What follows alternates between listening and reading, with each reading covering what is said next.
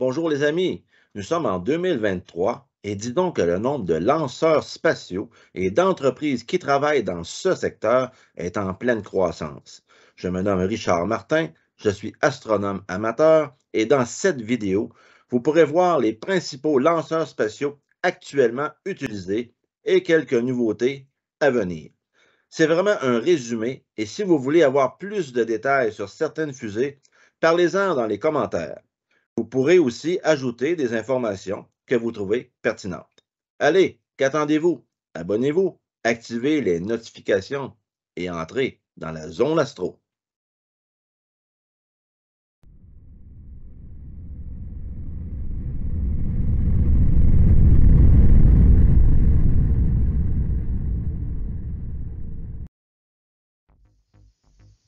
Zone Astro, vidéo numéro 42, fusée spatiale actuelle. Commençons donc cette présentation des différents lanceurs spatiaux qui sont utilisés aujourd'hui et voyons un peu quelques modèles qui arriveront très bientôt. Le 16 novembre 2022, la fusée SLS Space Launch System de la mission Artemis 1 a marqué un nouveau début pour la NASA et un retour vers la Lune. La première mission est inhabitée, mais la mission Artemis 2 en novembre 2024 fera voyager des astronautes autour de la Lune. La fusée SLS est le plus puissant lanceur jamais construit et il est enfin opérationnel. Il sera utilisé pour envoyer des astronautes vers notre satellite naturel, la Lune, et aussi, éventuellement, vers la planète Mars. Les fusées Falcon 9 de la compagnie SpaceX sont des lanceurs réutilisables qui ont été développés pour réduire les coûts de lancement spatiaux et augmenter la fréquence de ceux-ci. Le premier lancement d'une Falcon 9 a eu lieu le 4 juin 2010.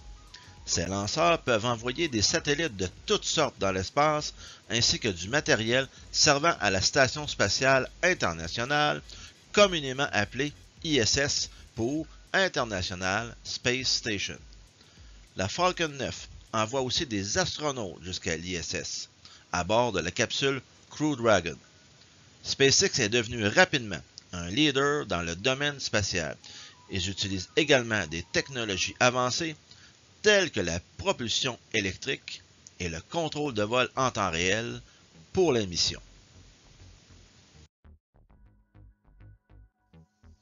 Le lanceur Falcon Heavy de SpaceX est quant à lui composé de 3 Falcon 9 en parallèle, amenant une charge utile de plus grande masse. Cette configuration du lanceur permet aussi d'aller plus loin et plus rapidement au besoin. La récupération en parallèle de 2 des 3 Falcon 9 lors du lancement inaugural fut tout un spectacle. Le Starship, propulsé par le premier étage Super Heavy, est un lanceur spatial super lourd en cours de développement par SpaceX, visant une capacité à placer une charge utile de près de 150 tonnes en orbite basse. Ce nouveau lanceur, entièrement réutilisable, pourrait jouer un rôle central dans les ambitions de la compagnie pour la colonisation de Mars. Il vise également à lancer des satellites vers l'orbite basse ou géostationnaire et pourrait à terme remplacer les fusées Falcon 9 et Falcon Heavy pour devenir le lanceur principal de SpaceX.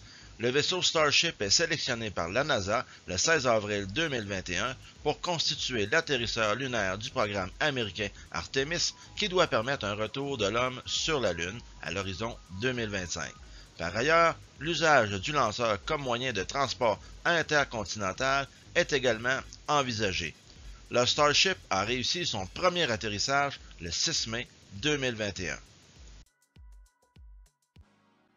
Blue Origin est une autre entreprise américaine qui commence à se démarquer aux États-Unis.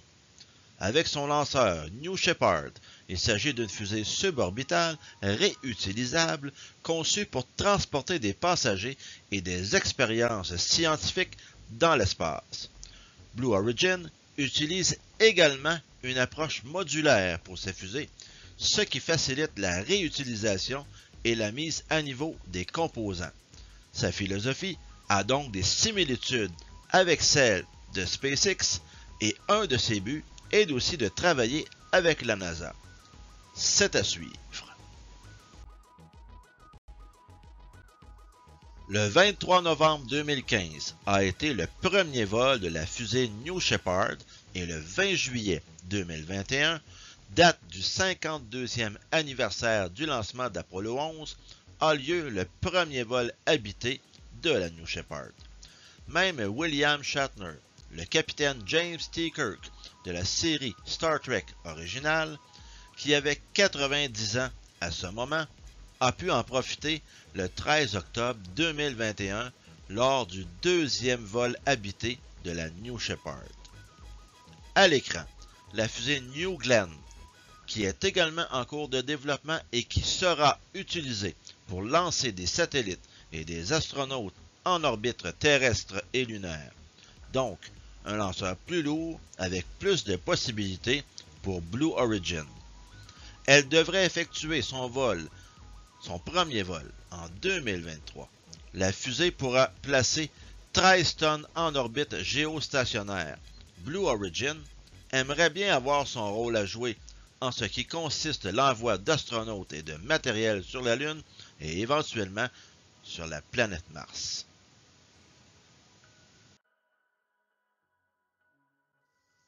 Vulcan Centaur est un lanceur lourd américain développé depuis 2015 par United Launch Alliance, appelé ULA, pour remplacer à la fois les fusées Atlas V et Delta IV. L'objectif est d'abaisser le coût de ces lancements dans un marché devenu plus concurrentiel, mais également de ne plus être dépendant du motoriste russe qui fournit le moteur RD-180, propulsant le premier étage de l'Atlas V. Le vol inaugural est programmé en 2023. Vega est un lanceur léger de l'Agence spatiale européenne ESA, développé sous maîtrise d'œuvres italiennes et dont le premier vol a eu lieu le 13 février 2012. Dans sa version de 2022, Vega C, le lanceur européen permet de placer en orbite terrestre basse une ou plusieurs charges utiles. La masse totale de la charge utile de la Vega C est plus importante, ce qui représente un avantage. Ariane 6 de l'Agence spatiale européenne, appelée ESA, remplacera bientôt Ariane 5 et elle sera utilisée pour lancer des satellites commerciaux et scientifiques en orbite terrestre et lunaire. Ariane 5 a servi à envoyer le télescope James Webb le 25 décembre 2021.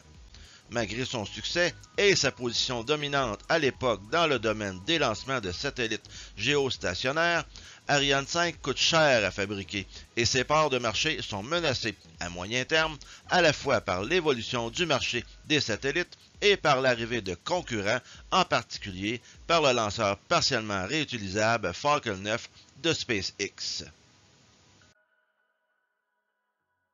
Electron est un micro-lanceur conçu pour placer en orbite de petits satellites et cette petite fusée est développée par la société Rocket Lab en Nouvelle-Zélande.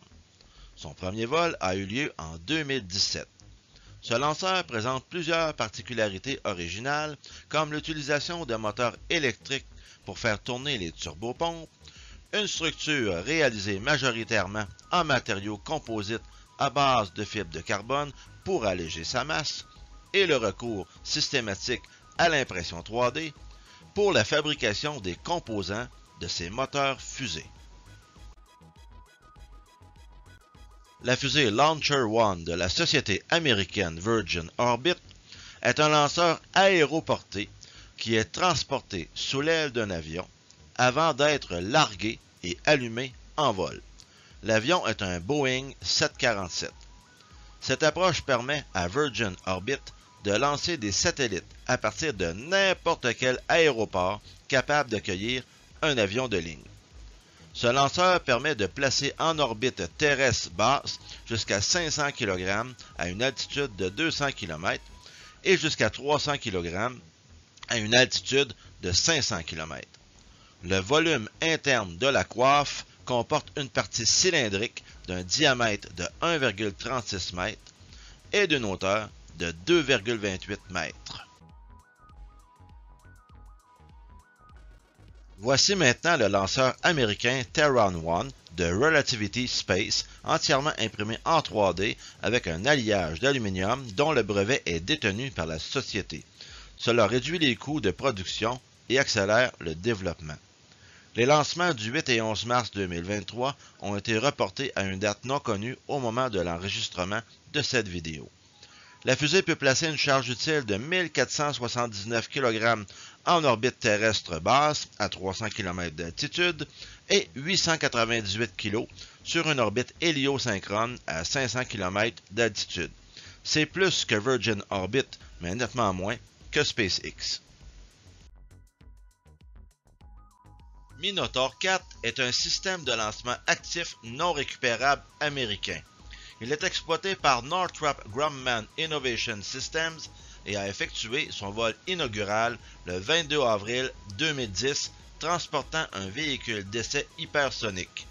Le premier lancement orbital a eu lieu le 26 septembre 2010 avec le satellite SBSS pour l'US Air Force. Le véhicule Minotaur 4 se compose de 4 étages et est capable de placer 1735 kg de charge utile sur une orbite terrestre basse.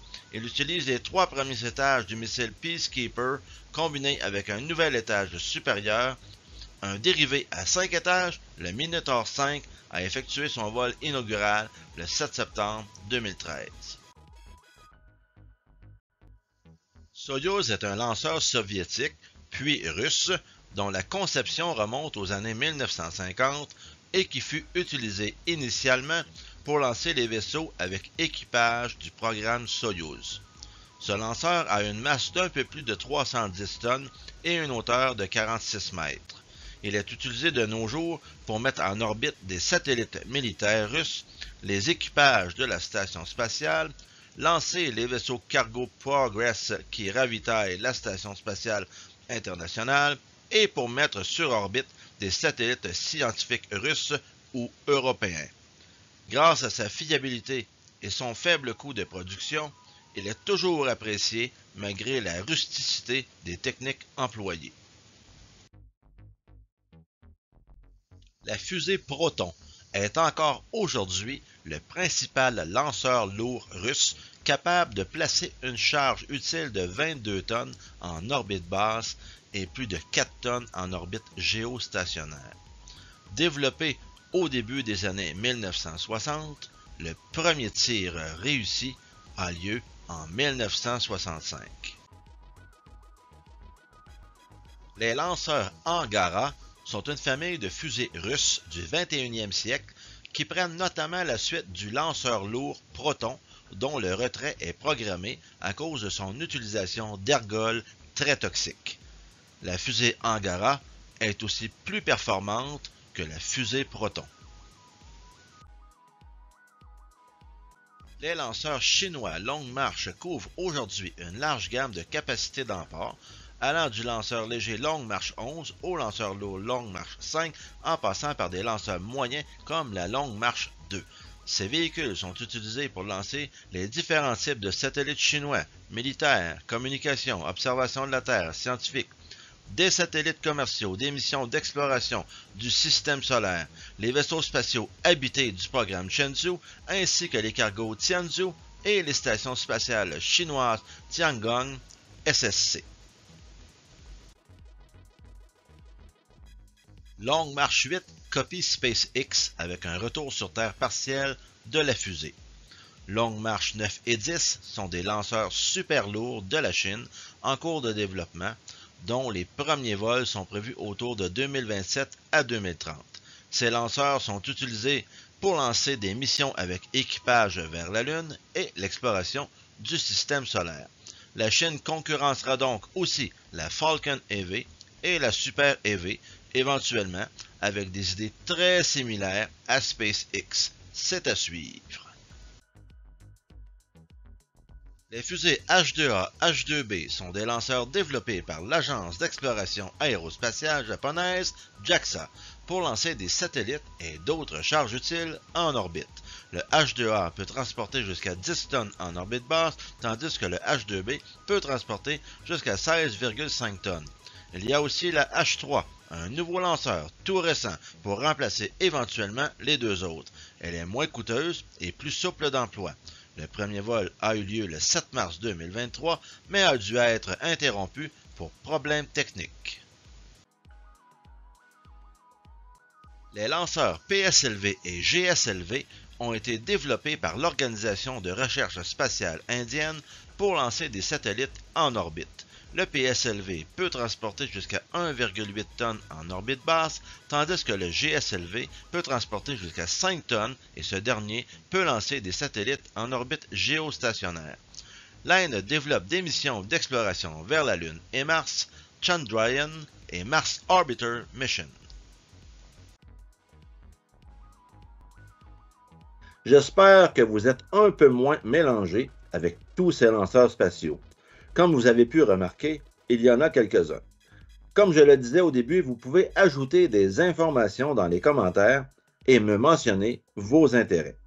De plus, pourquoi ne pas partager les vidéos de la zone astro et les utiliser dans vos réunions astro? Ils sont là pour ça, pour le plaisir de tout le monde. N'hésitez pas à vous abonner à la chaîne et à appuyer sur le pouce vers le haut. Même si cette chaîne est une chaîne démonétisée et réalisée bénévolement pour le plaisir de tous, l'algorithme de YouTube fera ressortir plus facilement la chaîne de la zone astro lors de recherches par les utilisateurs. Donc, merci de votre fidélité et à bientôt dans la zone astro.